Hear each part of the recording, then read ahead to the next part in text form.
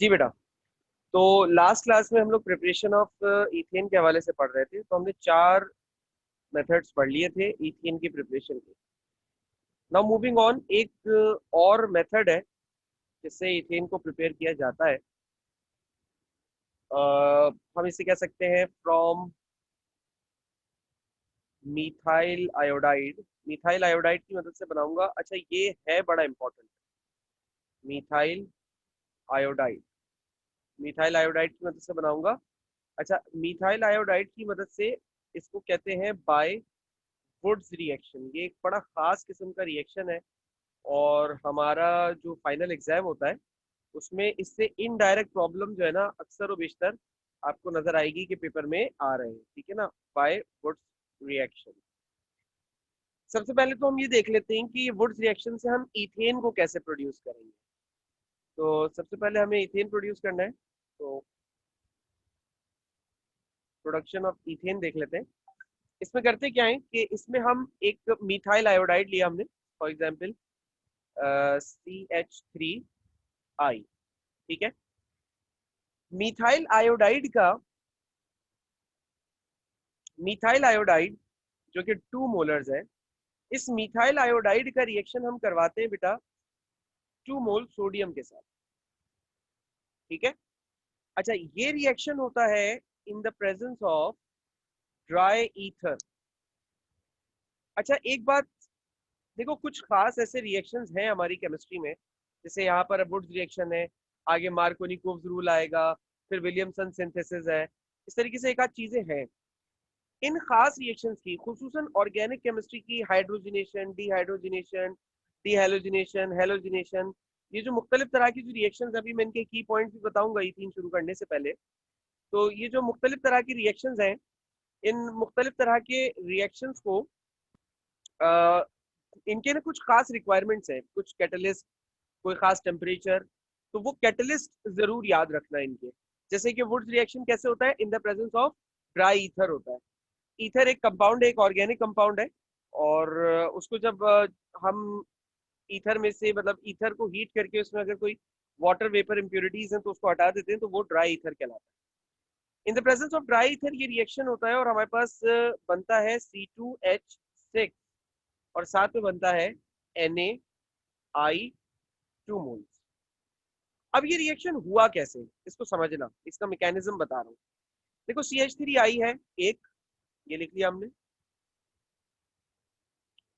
और एक और CH3I, ये 2 है ना मोल CH3I के, तो हमने ये 2 CH3I लिख दिए, और 2 सोडियम है। तो होगा क्या कि एक सोडियम इस इस I को अपनी तरफ अट्रैक्ट करेगा। Halogens are very very attracted towards alkali metals. ठीक है ना, हेलोजेंस अल्कली मेटल की तरफ बहुत ज्यादा रिएक्टिव होते हैं। तो ये आयोडीन सोडियम के साथ मिलकर, इन दोनों जगह से सोडियम ने क्या किया, आयोडीन को एक्सट्रैक्ट आउट कर लिया। अच्छा, जब दोनों जगह से आयोडीन एक्सट्रैक्ट आउट हो गया तो क्या बन गया, ये बन गया Na I2 मोल्स। अब इधर क्या रह गया, इस तरफ रह गया CH3, जिसके पास एक बॉन्ड वैकेंसी है, और इधर क्या रह गया, एक CH3, और इसके पास भी एक बॉन्ड वैकेंसी है। दोनों जगह पर एक एक बॉन्ड की कमी हो गई है। अब ये दोनों कार्बन क्या करेंगे, जब दोनों के पास एक एक बॉन्ड की कमी हुई है, तो दोनों कार्बन आपस में बॉन्ड बना लेंगे, और ये क्या बन जाएंगे, इथेन बन जाएंगे। CH3 ये दोनों आपस में बॉन्ड बनाकर इथेन बनाते हैं। तो ये है वुड्स रिएक्शन। और मॉडर्न वर्ल्ड में सबसे ज्यादा वुड्स रिएक्शन का ही इस्तेमाल होता है अल्केन्स को प्रोड्यूस करने का। यानी कि अगर आप अल्केन्स को आर्टिफिशियली प्रोड्यूस करना चाहते हैं, तो उसके लिए सबसे ज्यादा वुड्स रिएक्शन का ही इस्तेमाल किया जाता है। ठीक है, रहेगी ये बात जहन में।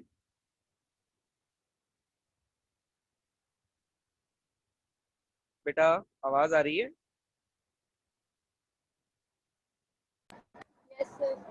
बोल क्यों नहीं रहे हो, क्या हुआ मतलब? सर, इसी मेथड की वजह से क्यों प्रोड्यूस किया जाता है? वैसे सोडियम भी तो बहुत एक्सपेंसिव होता है, तो हम कोई और मेटल नहीं ले सकते इसके अलावा?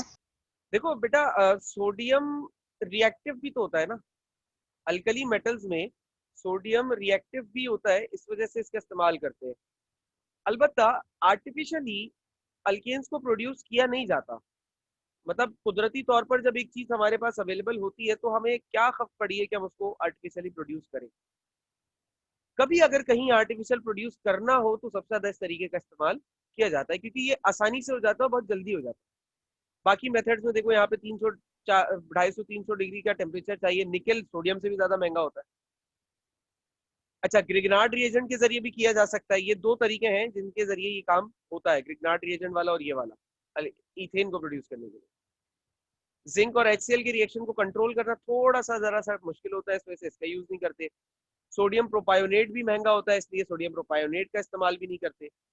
तो सबसे ज्यादा जो तरीका इस्तेमाल होता है वो या तो वुड्स रिएक्शन होता है या फिर ग्रिग्नार्ड रिएजेंट का होता है। चूंकि ग्रिग्नार्ड रिएजेंट अगले चैप्टर में आएगा तो हम वहां पर इसकी तफसीलन गुफ्तगू आपसे करेंगे। ठीक है, अभी आगे चलूं।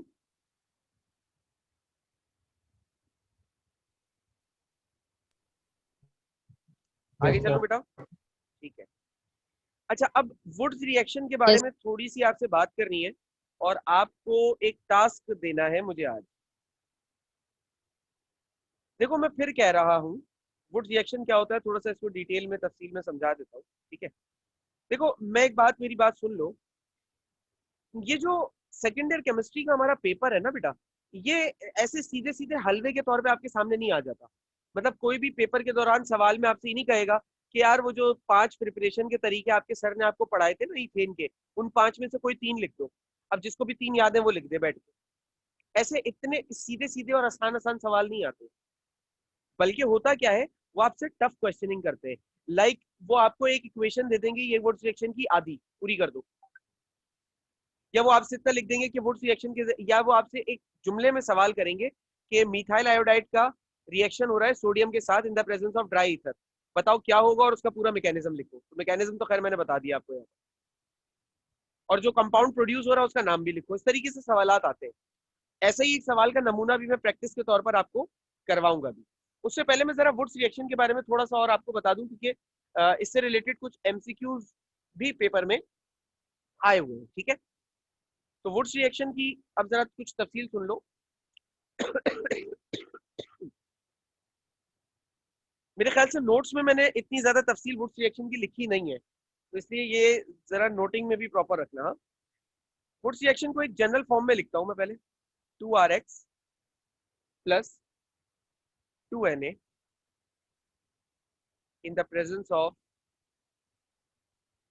Try ether. ट्राई ईथर की प्रेजेंस में ये होगा, R will react with R plus 2NaX। ठीक है, ये जनरल रिएक्शन है जो मैंने अभी ऊपर समझाया है ना, उसी का। R का मतलब है मिथाइल ग्रुप, X का मतलब है हेलोजन। ठीक है, X मींस हेलोजन। हेलोजन कोई सा भी हो सकता है, आयोडीन हो सकता है, क्लोरीन हो सकता है, ब्रोमीन हो सकता है।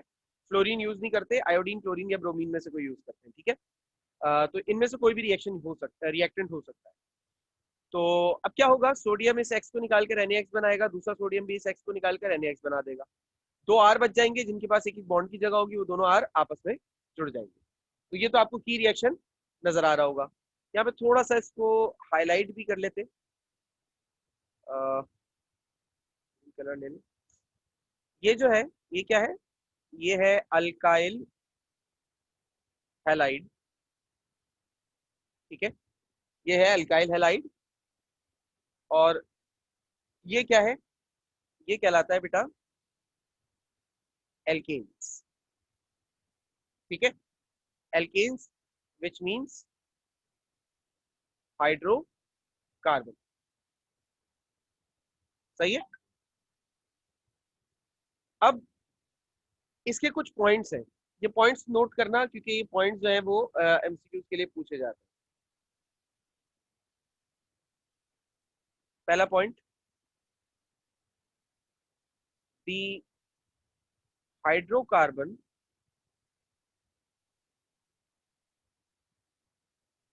produced by Wood's reaction hydrocarbon जो कि वुड्स रिएक्शन से प्रोड्यूस होता है कंसिस्ट ऑफ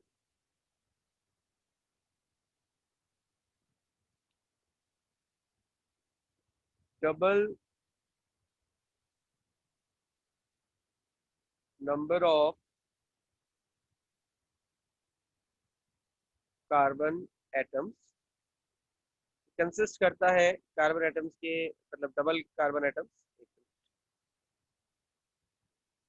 ओके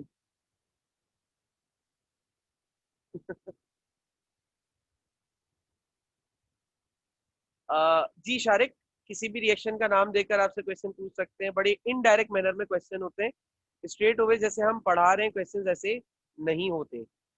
सही है, हम कोशिश करेंगे कि आपको वो थोड़ा सा इनडायरेक्ट पैटर्न भी दिखाएं। जरूरी ये है कि आप जब जो भी टॉपिक पढ़ रहे हैं उस टॉपिक के साथ पास पेपर को लाजमी देखते रहें, ताकि आपको वो टॉपिक कैसे पेपर में पूछा जा रहा है ये जरूरी है।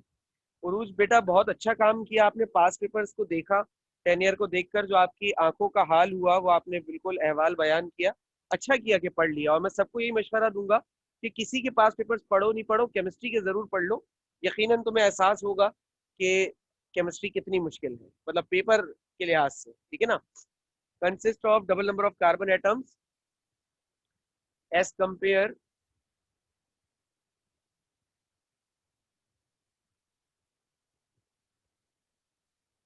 as compared to the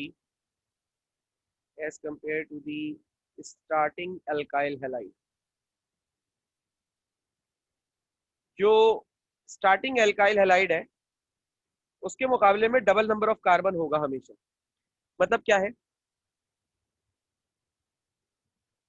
अगर हम इसको एग्जाम्पल में आपके सामने रखें, मतलब ये है कि देखो, अगर तुम्हारे अल्काइल हैलाइड में एक कार्बन एटम है तो जो अल्काइल हैलाइड प्रोड्यूस होगा उसमें हाइड्रोकार्बन प्रोड्यूस होगा उसमें दो कार्बन है।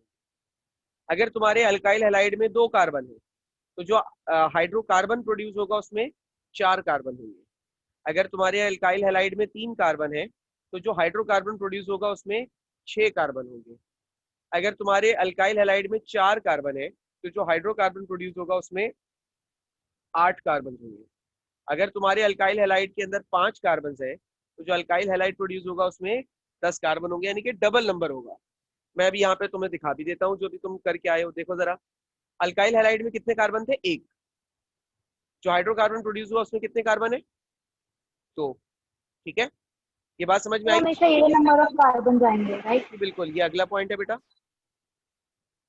सर दोबारा रिपीट कर दे।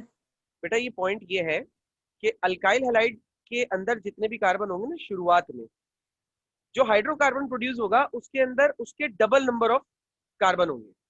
अगर एक कार्बन तुम्हारे अल्काइल हैलाइड में है तो जब हाइड्रोकार्बन प्रोड्यूस होगा तो उसमें दो कार्बन होंगे। अगर एक कार्बन दो कार्बन तुम्हारे अल्काइल हैलाइड में है तो जो हाइड्रोकार्बन प्रोड्यूस होगा उसमें चार कार्बन होंगे, यानी कि हमेशा डबल होगा। एग्जाम्पल के तौर पे जो अभी रिएक्शन तुमने ऊपर किया उसे देखो, मिथाइल आयोडाइड लिया था जिसमें एक कार्बन होता है, जो हाइड्रोकार्बन प्रोड्यूस हुआ वो क्या था, इथेन था, C2H6। दो कार्बन हो गए, इधर एक कार्बन है और इधर दो कार्बन है, ठीक है। Yes sir. भाई हफ्सा शारिक बेटा माइक पे बोला करो जी। अल्काइल हैलाइड बेटा कहते ही उस हाइड्रोकार्बन को है जिसमें मिथाइल ग्रुप के साथ, यानी कि मिथाइल फैमिली के साथ हेलोजन का कोई एटम लगा हो, तो वो फैमिली जो है ऑर्गेनिक कंपाउंड की उसे अल्काइल हैलाइड कहते हैं। हफ्सा आपका जवाब। और शारिक दो मोल्स भी तो है, बिल्कुल बेटा यही वजह है। आपने कहा कि सर ये मिथाइल आयोडाइड दो मोल है, इस वजह से डबल कार्बन है, तो बिल्कुल यही यही बात है। वो मतलब कहीं अलग से तो आके जादू तो है नहीं ना कि लिया एक हो गए दो, है ना। जादू नहीं है, लिया आपने दो ही थे। वो अलग बात है कि दो अलग अलग थे और रिएक्शन के बाद वो दोनों जुड़ गए, बस ये एक थोड़ा सा डिफरेंस है, ठीक है। क्लियर हो गई ये वाली बात सबको। सर इसके अंदर कोई और सा अल्कली मेटल यूज नहीं होता? अल्कली मेटल सोडियम के अलावा कह रहे हो? जी सर। बेटा यूज कर सकते हैं, लेकिन वुड साहब ने जब ये रिएक्शन किया था तो उन्होंने सोडियम के साथ किया था, पहली बात। दूसरी बात ये कि हमारी किताब या हमारे जो पेपर में जब पुकारा जाता है ना तो वो सोडियम से ही पुकारते हैं। वो कोई और अल्कली मेटल देते भी नहीं है, ये भी एक मसला है। ठीक है, अच्छा अगले आगे चलूं, दूसरा पॉइंट बताऊं।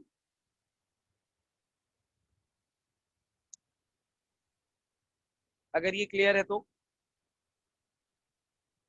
दूसरा पॉइंट बताऊं बेटा। यस सर, कंटिन्यू करिए। ओके, अच्छा दूसरा पॉइंट क्या कह रहा है,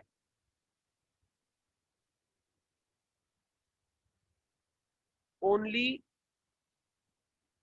those hydrocarbons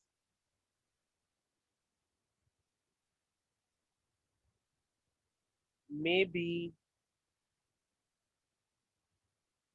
prepared by this reaction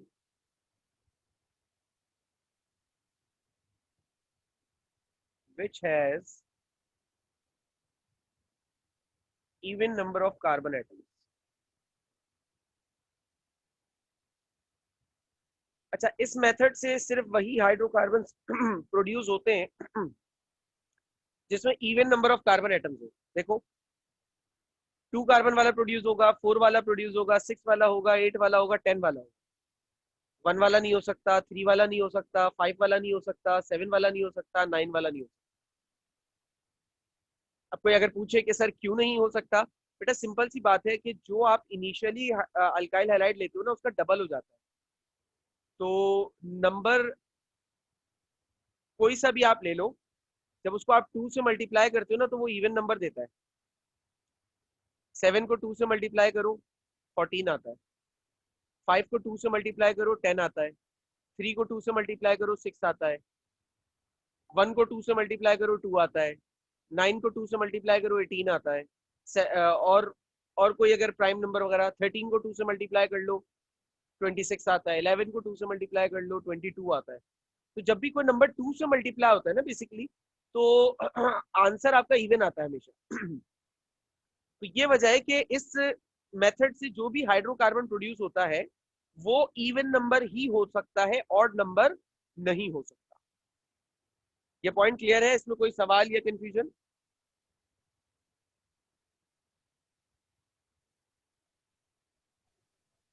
बेटा ये नो पॉइंट सर। क्लियर है? ओके, तीसरा पॉइंट क्या है, during the formation of hydrocarbon, during the formation of hydrocarbon, ठीक है, only those carbon atoms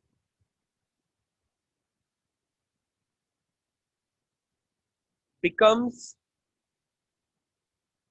attached to each other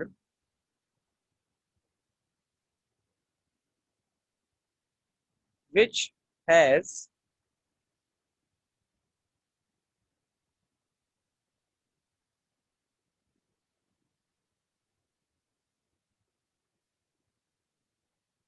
which initially have halogen atoms। सिर्फ और सिर्फ वही कार्बन एटम्स एक दूसरे से जुड़ेंगे जिनके साथ हेलोजन एटम लगा हुआ हो। अब ये पॉइंट क्या है ये मैं अभी समझा नहीं रहा, मैं डायरेक्ट एक प्रैक्टिस प्रॉब्लम तुम्हारे सामने रख रहा हूं, ठीक है ना। हम डायरेक्ट उस प्रैक्टिस प्रॉब्लम के जरिए सवाल को और चीजों को समझने की कोशिश करें। अच्छा, प्रैक्टिस प्रॉब्लम में भैया मैं आपको एक दो कराऊंगा, बाकी जो है ना वो आप लोगों ने करने हैं, सही है। तो अपने सामने अपने पास जरा रजिस्टर वगैरह निकाल लीजिए ताकि आप लोग प्रैक्टिस प्रॉब्लम को मेरे साथ साथ कर सके, ठीक है। तो क्वेश्चन है और ये प्रैक्टिस प्रॉब्लम जो है वो एग्जाम पॉइंट ऑफ व्यू से करवा रहा हूँ, यानी कि एग्जाम में आपके पास सवाल अगर आता है तो वो किस तरीके से आता है। अब जरा ध्यान देना। सवाल आता है,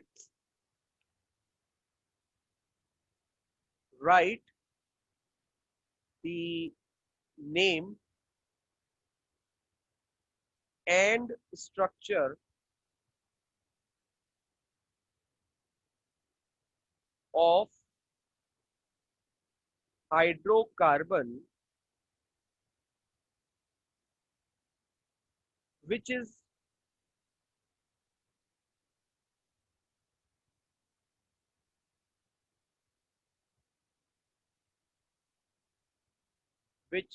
produced by the action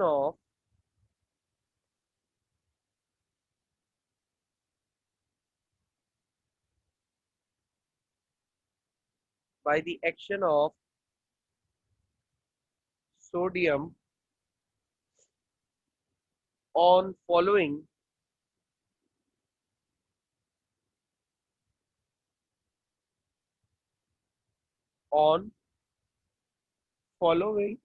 alkyl halides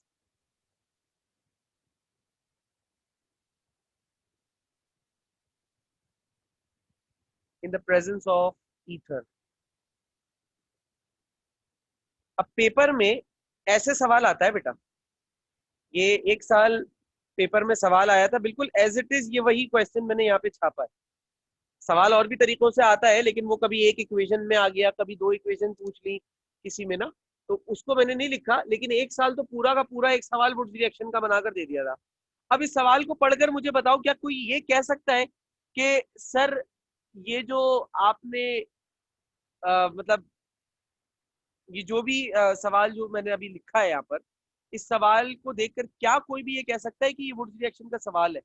मतलब बच्चे तो ये बोलेंगे ना कि यार सर ने पढ़ाया ही नहीं था, है सर ने तो पढ़ाया था।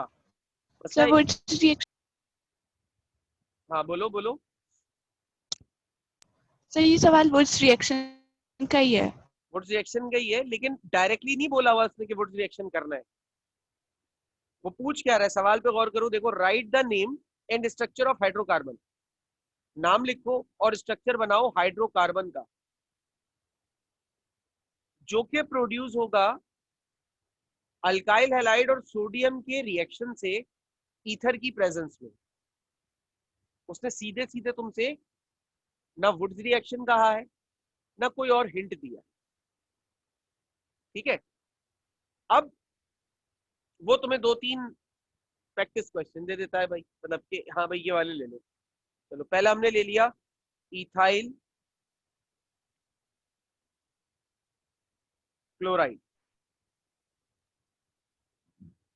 ठीक है, टेट्रा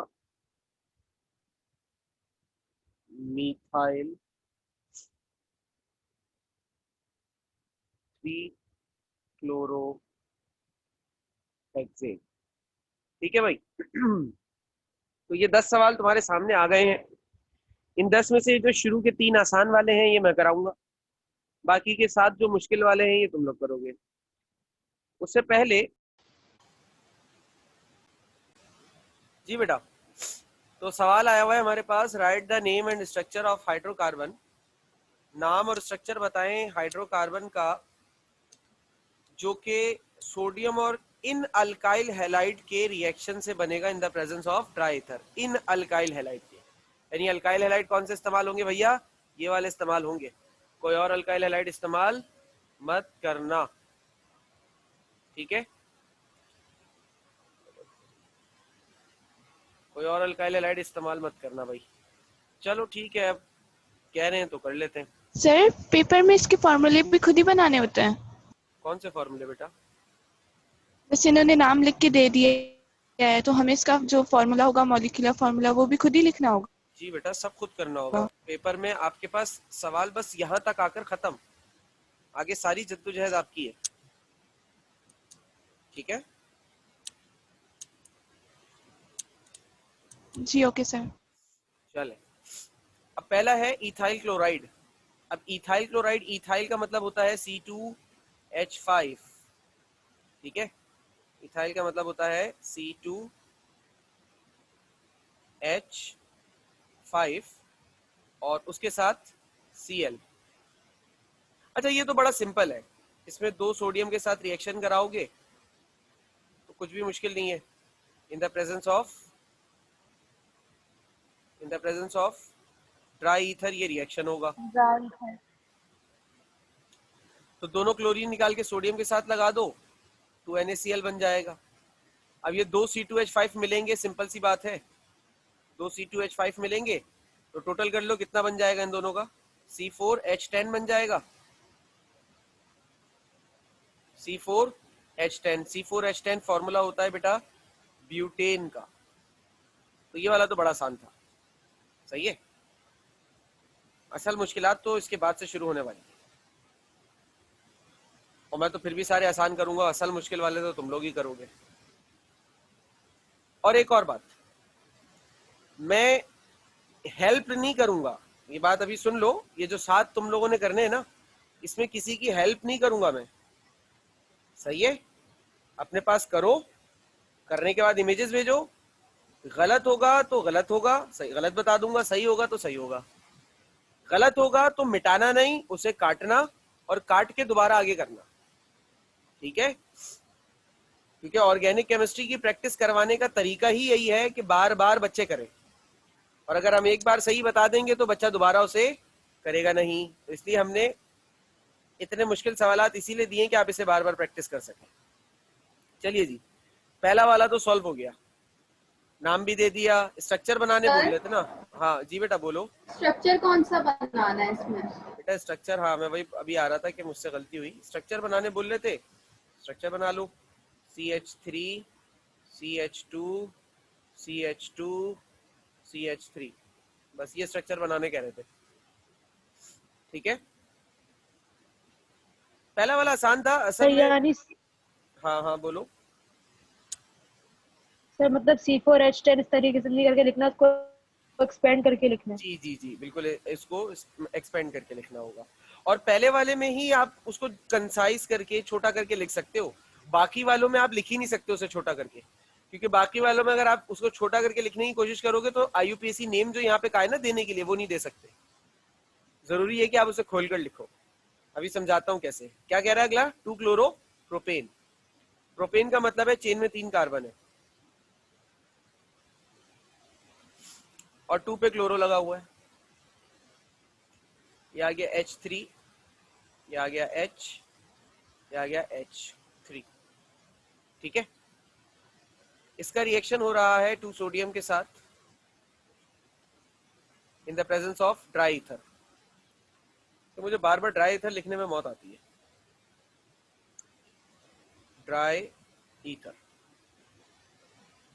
ये भी 2 मोल होगा। अब जो मैंने पॉइंट लिखवाया था वो रिएक्शन का तीसरा, during the formation of hydrocarbon only those carbon atoms becomes attached to each other which initially have halogen atom। वही कार्बन एटम एक दूसरे से जुड़ेंगे जिनके पास हेलोजन होगा, जिनके पास हेलोजन नहीं होगा वो एक दूसरे से भी नहीं जुड़ेंगे, ठीक है। अब देखो हेलोजन किस पर, बीच वाले कार्बन पे लगा हुआ है ना, तो इसका जो दूसरा वाला कार्बन होगा, यानी कि जो इसका जो दूसरा वाला, इसका एक और 2 मॉलिक्यूल्स है ना, तो इसका जो दूसरा वाला होगा उसमें भी बीच वाले पर ही लगा हुआ होगा क्लोरीन ना। तो इसको, इस केस को थोड़ा सा आसान करने के लिए और आसानी से समझने के लिए मैं स्टूडेंट्स को एक बात कहता हूं कि इस स्ट्रक्चर को, ये वाला जो स्ट्रक्चर तुम्हारे सामने है, इसको ड्रॉ कर लो।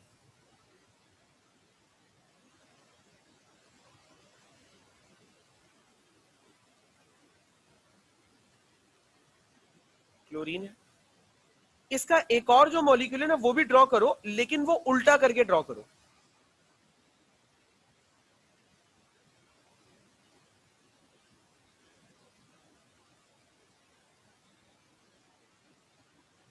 ठीक है, अब उल्टा करके तुमने ड्रॉ किया, जब सोडियम के साथ रिएक्शन होगा तो ये दोनों क्लोरीन निकलकर सोडियम के साथ जुड़ेंगे और अलग हो जाएंगे, यानी कि ये वाला हिस्सा यहां से खत्म हो जाएगा, ठीक है, खत्म हो गया।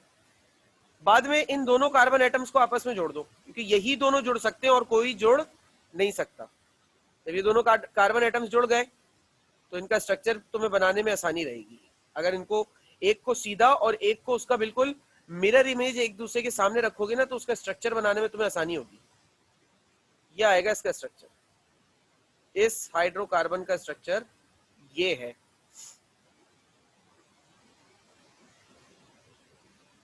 मुश्किल है? और ये तो बहुत मुश्किल लग रहा है।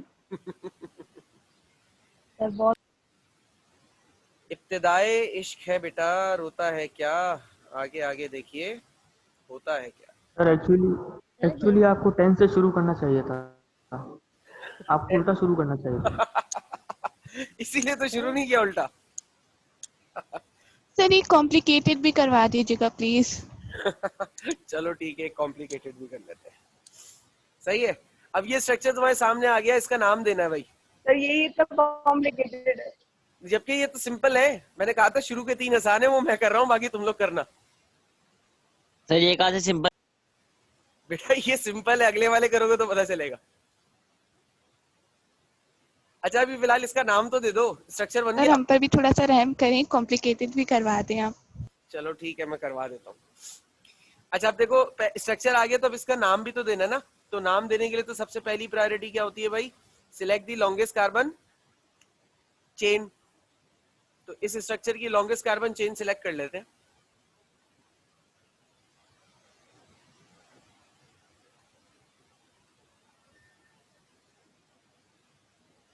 ये है इस स्ट्रक्चर की लॉन्गेस्ट कार्बन चेन। ऐसे चाहो तो ऐसे बना लो, या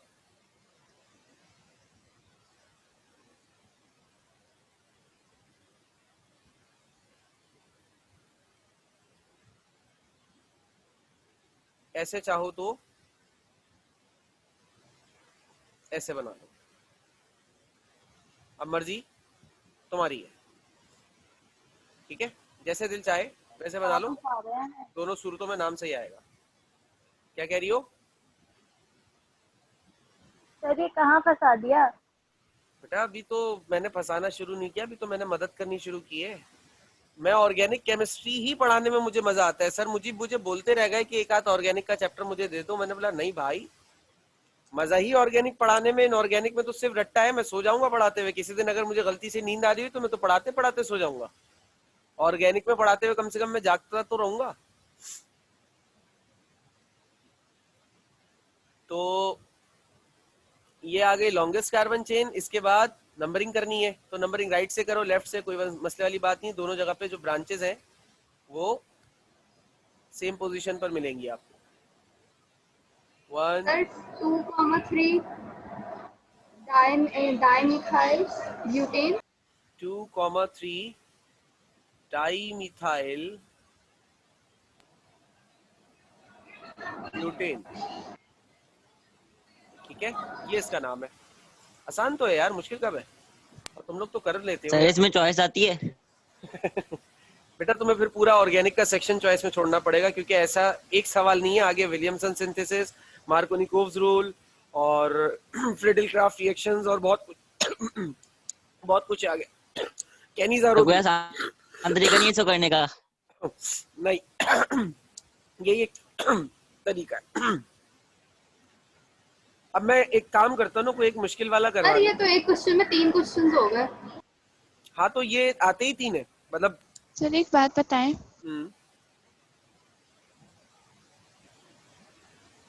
सर हमें पता कैसे चलेगा कि नाम कौन सा लिखना है? IUPAC नेम लिखना है या वो इसका दूसरा फैमिली नेम बेटा लिखना वो है? IUPAC ही कहेगा, क्योंकि जो कॉमन नेम होते हैं ना वो, अब भाई किसी फैमिली के अंदर कॉमन नेम जो होता है ना, वो गुड्डू पप्पू चुन्नू, वो 2-3 खास लोगों का ही होता है, सबका थोड़ी होता है। सबका तो एक ऑफिशियल नेम होता है ना। तो बस वो इसी तरीके से है कि कॉमन नेम जो होता है ना बेटा, वो कुछ खास कंपाउंड्स का ही होता है। IUPAC नेम सबका होता है। तो जहां इसने कहा ना कि नेम लिखना है, तो इसने आपसे यही कहा है कि IUPAC लिखना है। आप IUPAC ही लिखें, कॉमन के चक्कर में ना जाए। ठीक है सर जो हमने नाम पढ़े थे अल्केन, मीथेन, वो मतलब कॉमन नेम थे? नहीं वो IUPAC था। मीथेन, ईथेन, प्रोपेन, ये IUPAC नेम है। अच्छा, मतलब ये 10 तक की रेंज का ही मिलेगा जी ना, या ज्यादा उठा के दे देंगे? नहीं, शुरू के 5, 6, 7 जो कंपाउंड्स होते हैं ना किसी भी फैमिली के, उनके ही कॉमन नेम है, बाकी और किसी के भी नहीं है।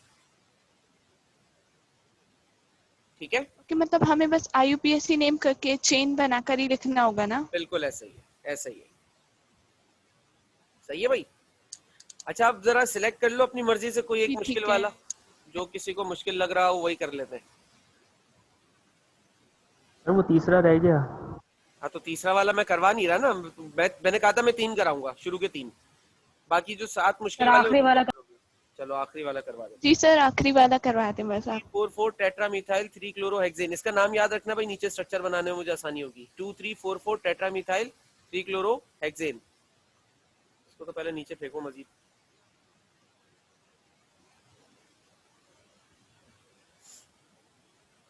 ये आ गया भाई 3, क्या था? 2,3,4,4 टेट्रामिथाइल 3 क्लोरोहेक्सेन, यही था ना? हेक्सेन का मतलब वो 6 कार्बन है चेन में। 1 2 3 4 5 6। अब कह रहा है 2,3,4,4 2 3 4 4,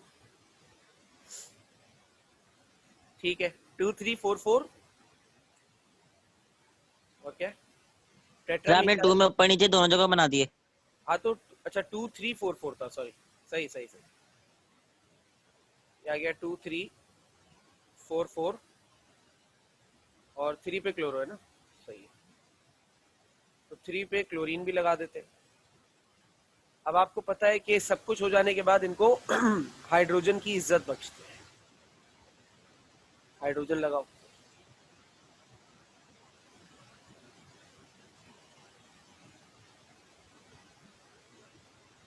इधर H2, इधर कुछ नहीं, इधर कुछ नहीं, इधर H। ठीक है भाई, ये स्ट्रक्चर बन गया। अब ये 2 मोल होगा और इसका रिएक्शन 2 सोडियम से होगा। सर कोई भी हम अल्काइल हैलाइड लेंगे हमेशा उसके 2 मोल्स लेंगे। जी बेटा, ये शर्त है वुड्स रिएक्शन की कि अल्काइल हैलाइड जो भी होगा उसके 2 ही मोल होंगे। ठीक है। अच्छा, अब मैं इनको रीड्रॉ कर लेता हूँ ना इसको, क्योंकि रीड्रॉ करके ही हम स्ट्रक्चर्स का अंदाजा करते हैं। CH3, पेपर में भी सर? जी बेटा, पेपर में भी रीड्रॉ करना होगा, क्योंकि ये मेन क्वेश्चन के अंदर गंदग, ये वाला जो काम है ना, ये जो मैं नीचे कर रहा हूँ, ये रफ वर्क है। ये अगर साइड में कहीं पेंसिल से करके दिखा दो तो ओके, और अगर नहीं भी करके दिखाते तो चलेगा, मसला नहीं है। ये सवाल का हिस्सा नहीं है, ये वाला जो काम है ये आपके सिर्फ समझने के लिए है कि आपने किस तरीके से अंदाजा करना है कि इसका स्ट्रक्चर क्या आएगा। और ये सवाल सॉल्व करने के बाद जब तुम लोग असाइनमेंट कर लोगे तो तुम लोग को एक सीक्रेट और बताऊंगा, लेकिन जब असाइनमेंट कर लोगे उसके बाद।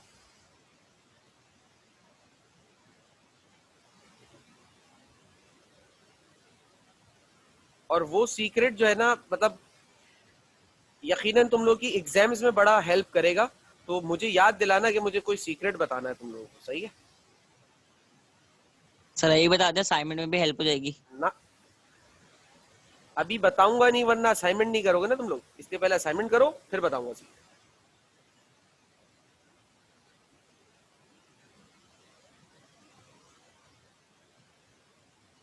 ये आ गया एक, आपने इसका एक बना लिया। अब इसी की मिरर इमेज बनानी है। मिरर इमेज यानी कि ये जो स्ट्रक्चर है ना, इसको उल्टा करके बनाऊंगा, सही है? इसको उल्टा करके बनाऊंगा ताकि दोनों मॉलिक्यूल का क्लोरीन आमने सामने आ जाए, सही है? सिर्फ इतना सा स्टेप समझना है तुम लोगों ने। अगर ये वाला स्टेप तुम लोगों को समझ में आ जाता है ना, तो फिर मुश्किल नहीं है। इसको उल्टा करके बना रहा हूं, यानी कि सिर्फ समझ लो ऐसे पकड़ के हाथ में मैंने इसको रिवर्स कर दिया हूं। मैं तुम्हें अपने हाथ की पोजीशन दिखा देता हूं, जरा 1 मिनट रुकना, वीडियो रिकॉर्डिंग करनी है। चलो खैर, मिरर इमेज बनानी है भाई, ठीक है? जैसे कि अगर K होता है, अगर मैं K को मिरर के सामने रखूंगा तो वो इस तरीके से नजर आएगा। मुझे बिल्कुल सेम यही केस इसके सामने करना है, ठीक है? तो मैं बिल्कुल अभी वही करने जा रहा हूं। ये जो Cl है इसको ऊपर ले आओ, ये वाला CH3 भी ऊपर आ जाएगा। ये तीनों CH3 जो है ये नीचे चले जाएंगे,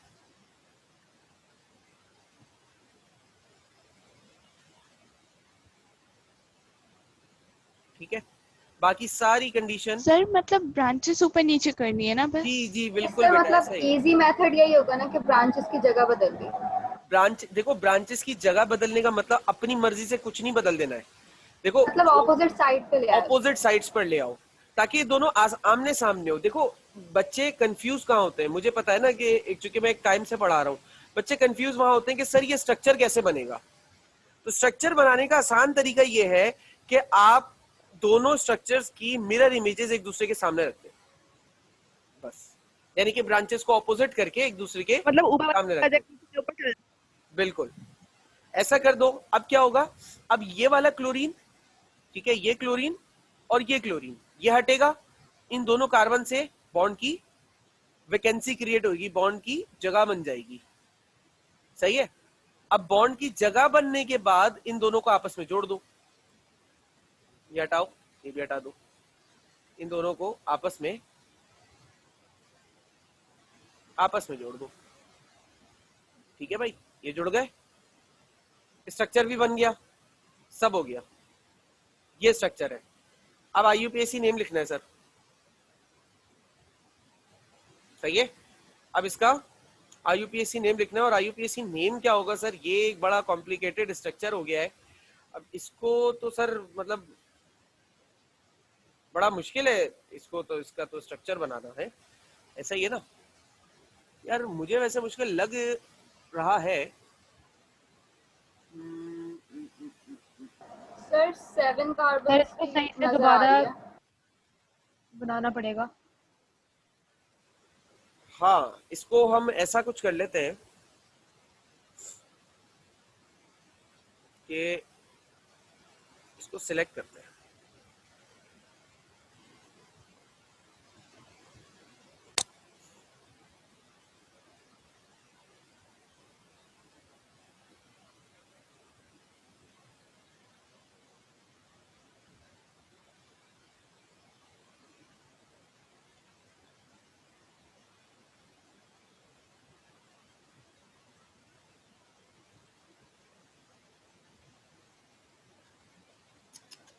क्या हो रहा है इसको,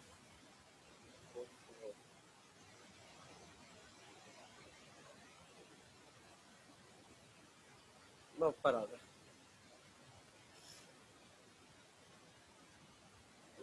ये स्ट्रक्चर, ऐसे मेरे ख्याल से इसका IUPAC नेम हमारे कोर्स के मुताबिक नहीं होगा, लेकिन हमारे कोर्स से बाहर जा रहा है।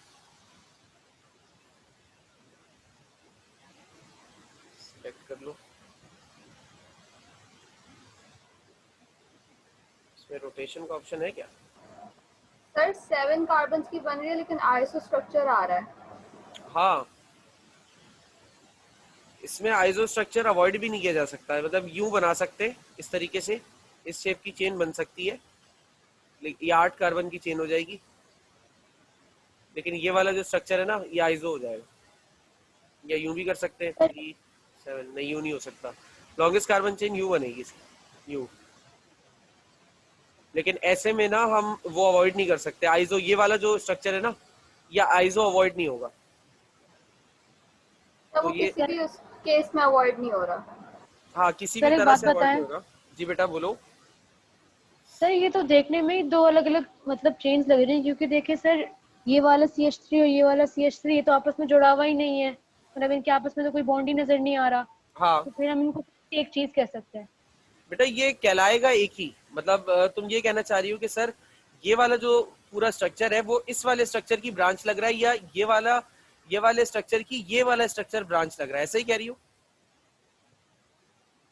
जी सर एक तरह से, क्योंकि जो जहाँ से Cl हटाया है उसके बराबर में जो दो CH3 लगे हुए हैं, एक ऊपर वाला CH3 एक नीचे वाला CH3, वो आपस में जुड़े हुए नहीं है। ऐसे ही है। देखो बात बेटे ये है कि हमारे पास, अब मैं चलो वो जो एक सीक्रेट था ना, सरप्राइज था तुम लोगों के लिए, मैं तुम लोगों को बता देता हूँ। हमारे पास जो पेपर में केस आता है ना बेटा, वो इतना मुश्किल आता ही नहीं जो मैंने बाकी 7 दिए हैं। पेपर में तो केस शुरू के 3 वाले आते हैं, मतलब जो आसान वाले, जो आप कर सकते हो, तो जो सर मैंने क्यों दिया सर? 2 किए हैं। बेटा मैं कभी भी ये स्ट्रक्चर्स आसान नहीं करवाता, ये मैं मुश्किल ही करवाता हूँ। तुम लोगों ने IUPAC में देख लिया, मैंने कोई केस तुम लोगों को आसान नहीं कराया, अपने कॉलेज जाओगे इंशाल्लाह वहां देखना, या कहीं और भी पढ़ के देख लेना, बहुत इजी स्ट्रक्चर्स लगेंगे। क्यों? क्योंकि तुम लोगों ने डिफिकल्ट किए हुए होंगे, तुम लोगों के लिए वो, तुम लोगों को वो डिफिकल्ट अच्छा की बुक में बहुत प्रैक्टिस हुई। आसान है। बुक में बहुत आसान होंगे, मुझे पता है बुक में आसान है, मैं तो बुक देखता भी नहीं बुक के क्वेश्चंस को। बाकी ये वाले जो स्ट्रक्चर्स हैं ये डेफिनेटली मुश्किल होंगे, कंफर्मली मुश्किल होंगे ये। अच्छा, अब इसका नाम अगर लिखने की कोशिश करोगे तो नाम के वाले से बता दूं कि जो चेन बनेगी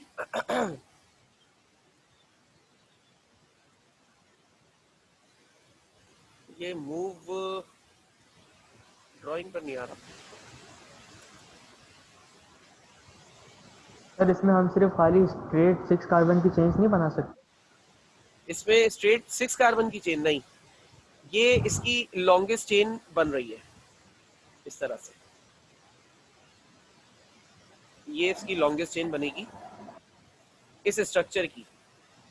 सर अब प्रॉब्लम जी बेटा, आइसो प्रोपाइल बोलेंगे या आइसो डाई प्रोपाइल बोलेंगे?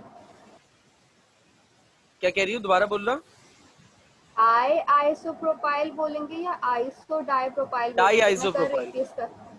डाई आइसो, सर इसकी कर रही हूँ, फिर मैं आपको बताती हूँ। हाँ इसको डाई आइसो प्रोपाइल कहेंगे बेटा। उसकी वजह ये है कि अगर आइसो डाई प्रोपाइल कहोगी ना तो वो आइसो अलग हो जाएगा और डाई प्रोपाइल इनकी 3 प्रोपाइल वाला एक अलग केस बन जाएगा, इसलिए डाई आइसो प्रोपाइल कहते हैं इसको। ये इसकी लॉन्गेस्ट कार्बन चेन बनी। उसके बाद ये ब्रांच, ये ब्रांच, ये ब्रांच, ये ब्रांच, ये भी ब्रांच, ये भी ब्रांच, ये भी ब्रांच और ये भी ब्रांच। ये इतनी सारी ब्रांचेस बन गई हैं। अब इसका नाम लिख लो। तो नाम लिखने के लिए मैं लाइट कलर का इस्तेमाल कर लेता हूँ। अच्छा, सबसे पहले तो नंबरिंग कहाँ से करें सर? नंबरिंग दोनों में से किसी जगह से कर लो, बात एक ही है। ठीक है, तो मैं यहीं से कर लेता हूँ। 1 2 3 4 5 6 7 8। नाम क्या आ जाएगा? 3 4 5 6। 3, 4, 5, 6। सर पहले आइसो नहीं लिखते? आइसो स्ट्रक्चर बाद में लिखना बेटा।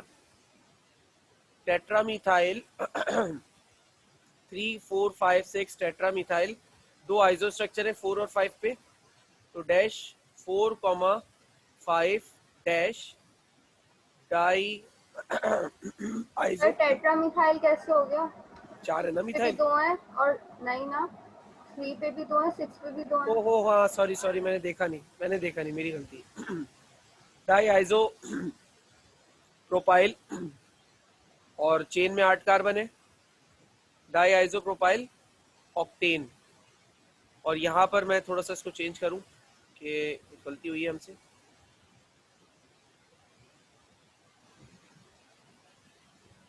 ये हो जाएगा 3, 3, 3, फिर 4, 5, फिर 6, 6 और ये हो जाएगा हेक्सामीथाइल। हेक्सामीथाइल, ये इसका नाम आएगा बेटा। सही है भाई? तो यकीनन ये एक अच्छा और बड़ा चैलेंज होने वाला है तुम लोगों के लिए, मुझे उम्मीद है। और ये करने हैं सारे। अब किसी ने अगर ये फनकारी झाड़ी ना कि सर ने तो बोल दिया है कि आसान केसेस आते हैं पेपर में, तो सर के मुश्किल वाले केसेस नहीं करने, तो अच्छा नहीं होगा। मैं बता रहा हूँ, सारे केसेस करो और सारे केसेस करने के बाद पूरे कराची का वुड्स रिएक्शन का कोई सा भी असाइनमेंट उठा लो, वो तुम्हें आसान लगेगा, ये मेरी गारंटी है। पास्ट पेपर का वुड्स रिएक्शन का कोई सा भी क्वेश्चन उठा लो, तुम आंख बंद करके कर लोगे। ये 10 सवाल कर लेना बस। सर आईयूपीएससी भी रिवाइज हो जाएगा। हाँ हाँ सर हो जाएगा, अब ठीक लग रहा है, अब समझ में आ गया। मुश्किल नहीं है, कोशिश करो। देखो, कोशिश करने से चीजों का सॉल्यूशन निकलता है और तुम लोग कर सकते हो। माशाल्लाह अच्छे बच्चे हो तुम लोग यार। तुम लोगों को अभी तक जो भी काम दिया है तुम लोगों ने वक्त पर करके दिया है और अच्छा करके दिया है। किसी से कोई गलती भी हुई है तो उससे उसको एक्सेप्ट किया है। तो अपने आप को कमतर मत समझो, तुम लोग कर सकते हो, इतना बिलीव खुद पे रखो। मुझे है तो तुम लोगों को भी तो खुद पर होना चाहिए ना यार। तो कोशिश करो, कोई मसले वाली बात नहीं है यार। ज्यादा से ज्यादा क्या होगा, गलत होगा, मुझे बोलोगे मैं बताऊंगा बेटा गलत है, दोबारा करना सही हो जाएगा। सही है। और ये मेरा एक तुमसे मतलब एक वादा है, आज मैं रिकॉर्डिंग ऑन करके ये वादा कर रहा हूँ, नेट पे भी अपलोड करूंगा, कहीं से ये मिट नहीं सकती है मेरे अल्फाज। जो केसेस मैं कराऊंगा ना, ऑर्गेनिक में, रिएक्शंस में कह लो या यूपीएससी में कह लो, अगर मेरे कराए हुए केस कर गए या मेरे कराए हुए केस की प्रैक्टिस कर ली, तो किसी किस्म का भी कोई सवाल पास पेपर से उठा लो या कराची के किसी भी टीचर का असाइनमेंट उठा लो, मुश्किल नहीं लगेगा। क्योंकि ये मेरी अपनी साइकी है, मैं स्टूडेंट्स को काम मुश्किल करवाता हूँ, आसान नहीं करवाता। मेरी अपनी साइकी है कि बच्चे को अगर मुश्किल आ गया ना, तो उसके लिए आसान तो बच्चों वाला खेल हो जाएगा। तो बस इसलिए मैं मुश्किल कराता हूँ। यूपीएससी भी मुश्किल कराए थे, यहाँ पे केस भी मुश्किल दिए और आगे भी मुश्किल दूंगा। सही है भाई? जी बेटा। नेमिंग में आइसो स्ट्रक्चर पहले लिखेंगे या बाद में? अभी आपने बाद में लिखा है, लेकिन जब हम रूट्स पढ़ रहे थे तो पहले था। आइजो का मुझे याद पड़ा, हो मैं सकता है असल मुझे में सही तरह याद ना हो। ऑनेस्टली अगर बताऊं ना, मैं थोड़ा सा कंफ्यूज हो जाता हूँ। मैं देख के बताऊं, रुको इसी में ले लेते हैं। अच्छा भाई, तो ये नाम यहाँ पर गलत हो गया था थोड़ा सा, तो इसको सही कर लेते हैं। यहाँ पे रूल याद रखना है आपने। रिकॉर्डिंग ऑन नहीं की है, रिकॉर्डिंग हो रही है?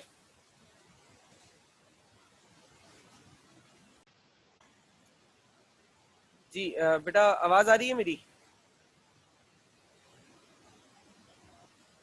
जी बेटा आवाज आ सर। रही है? ओके। अच्छा देखो, ये एक गलती हमसे हो गई इसके नाम में, हम उसे सही कर लेते हैं। पेन कहाँ चला गया मेरा? लो।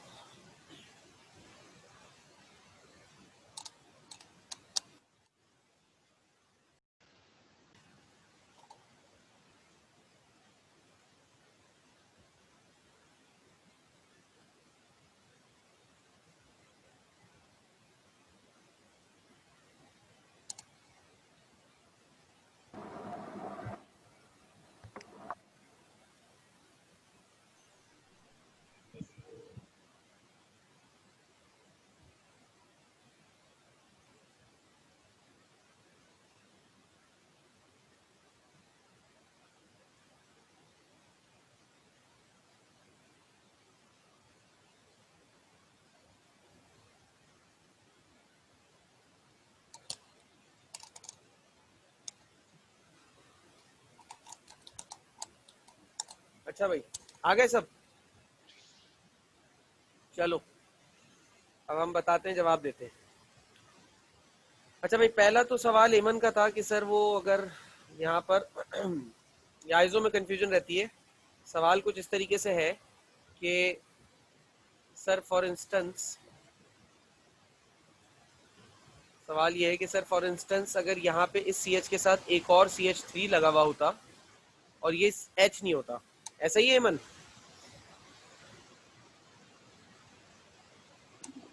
ये सर ऐसे ही है। ऐसा ही है ना? चलो। अच्छा देखो, इसके अंदर जो बात है ना बेटा, वो ये है कि ये अभी जब ये CH3 नहीं है, यानी कि CH3 जो अभी मैंने आपने एग्जाम्पल के तौर पर आपके सामने हमने बात की थी, जब ये CH3 नहीं है तो ये जो स्ट्रक्चर है ये आइसोप्रोपाइल है। जब ये CH3 आ गया, जब ये CH3 आ गया तो ये बन गया आइसोब्यूटाइल। कैसे? आइसोप्रोपाइल का फॉर्मूला क्या होता है? C3H7 और ब्यूटाइल का फॉर्मूला होता है C4H9, ये याद रखना। ठीक है। अब जरा आप पहले स्टेप में प्रोपाइल के रिस्पेक्ट से याद करें। 1 2 3 3 कार्बन हो गए, हाइड्रोजन गिनो, 3 3 6 और 1 7 हाइड्रोजन हो गए, C3H7। इसका मतलब ये प्रोपाइल है। अब अगर आपने कहा कि सर यहाँ पे CH3 आ जाए और ये वाला हाइड्रोजन हट जाए, सही है, तो अब क्या बचा? देखो जरा, 1 2 3 4 4 कार्बन हो गए, हाइड्रोजन कितने? 3 3 6 3 9 9 हाइड्रोजन है। अब क्या हो गया ये? अब ये ब्यूटाइल हो गया। समझे बात? एमन ये सर इसके बाद नेमिंग का कैसे होगा? नेमिंग का देखो, नेमिंग के लिए हमेशा बस एक बात अपने पल्लू से बांध दो कि नेमिंग के लिए हमेशा अल्फाबेटिक ऑर्डर इस्तेमाल होगा, ठीक है। नेमिंग के लिए हमेशा अल्फाबेटिक ऑर्डर इस्तेमाल होगा। अगर आइजो है तो आइजो भी अल्फाबेटिक ऑर्डर के हिसाब से होगा, यानी कि इसका नाम देता हूं। सबसे पहले अब देखो इसके अंदर मुझे सारी ब्रांचेस कौन सी नजर आ रही है, मीथाइल, और दो ब्रांचेस नजर आ रही है मुझे प्रोपाइल, लेकिन आइजो वाली प्रोपाइल, सिर्फ प्रोपाइल नहीं है ये, आइजो वाली प्रोपाइल है ना। तो आइजो में आई पहले आता है और मीथाइल का एम बाद में आता है। तो 4 कॉमा, ये हमने नाम गलत उस वक्त दे दिया था, अब हम इसको सही नाम दे देते हैं, 4,5 आइजो प्रोपाइल, बिल्कुल सही, डाई आइजो प्रोपाइल 4,5 डाई आइजो प्रोपाइल। अब सारे मिथाइल लिखो, 3,3,4,5,6,6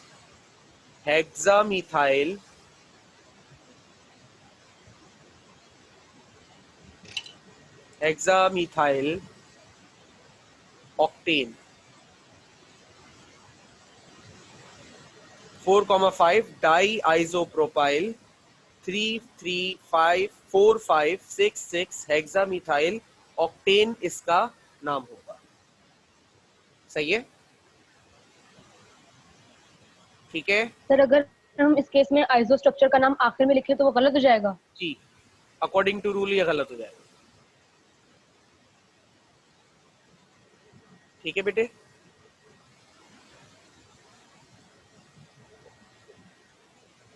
ठीक है बेटे।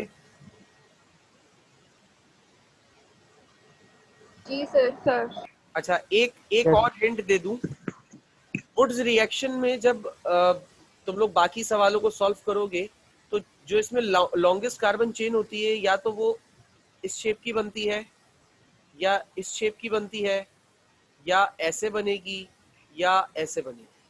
इन चार में से ही कोई शेप हो सकता है, और इन चार शेप में से देख लेना लॉन्गेस्ट किस सूरत में बन रही है, बस वही तुम्हारी चेन होगी।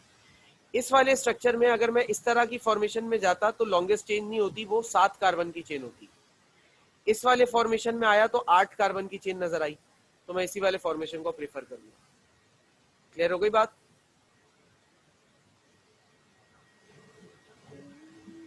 ये बातें याद रखिएगा। और कोई सवाल किसी को, कंफ्यूजन कुछ भी? जल्दी बोलिए। नहीं सर।